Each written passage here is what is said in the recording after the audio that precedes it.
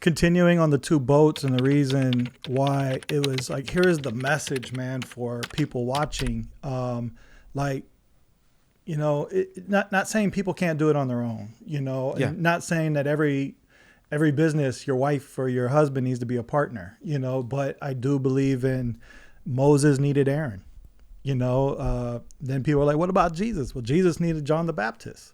You know, it's like God had always had in mind for us to have a partner. That's why there's probably marriage. That's why one of the most successful business owners of all time, Solomon, said, you know, when two are together, you know, I forget what he says. He says the profit is bigger, or something along those lines. Yeah,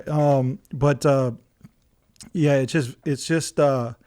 it's where in the story, and why I reference two boats is because the amount of fish was so many that they needed the second boat to come grab the fish. Hey, come on. And so to bring it back, they needed that. And that's what I call overflow, man.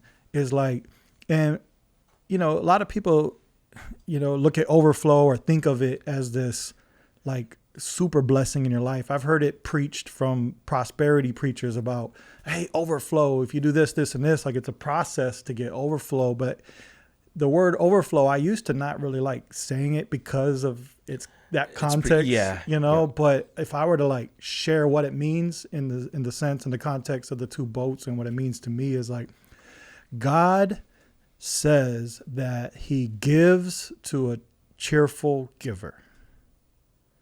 He gives to a cheerful giver. So he is going to pour into you if you like to pour into people, you know? And so overflow is exactly what it is. If I have a cup and you pour water into it and you get to the brim, what happens if you're still pouring water into it? What does it do? It right? overflows. It overflows. That's what overflow is. Do you think God's going to overflow you and waste some water?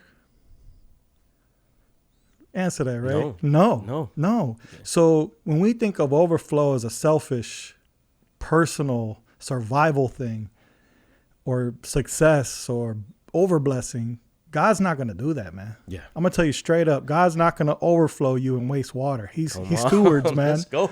He stewards. So two boats is when you bring another cup over to the cup. And what happens now when it overflows? It fills the other cup. Fills the other cup. And then if that cup lets another cup come, what happens? You feel that? So what happens to the one feeding the water? He keeps it running. So overflow is exactly what happened to us. Was we had the heart to give. We had the heart to serve. We had that heart to pour into others.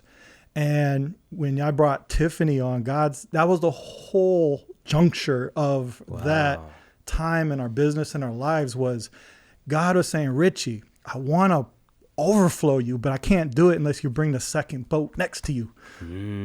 Like, I'm ready to like bless you with so much fish you can't even handle, but those fish can't be wasted. I need them to come to shore. Can you imagine if they had 3 boats or 4 boats or 5 boats? So my point is the positioning, the repositioning of my heart and understanding what God was doing and positioning me to have a second boat. And then as we scale, bring in more boats. Who are we going to pour into? Bringing in, you know, employees, subcontractors, anybody we could to allow the overflow happen. And that's what overflow is. It's not to bless you. It's to fill you and bless you, but to overflow and bless others as well. So it's 2-pronged. And so when we look at it like that, and you're a vessel like Peter and empty your boat so you can be filled. That's so good, bro. That's 2 boats, man. 2 boats. And that's where me and Tiffany's journey started and grew, and our positioning of our hearts and mine personally when we started that.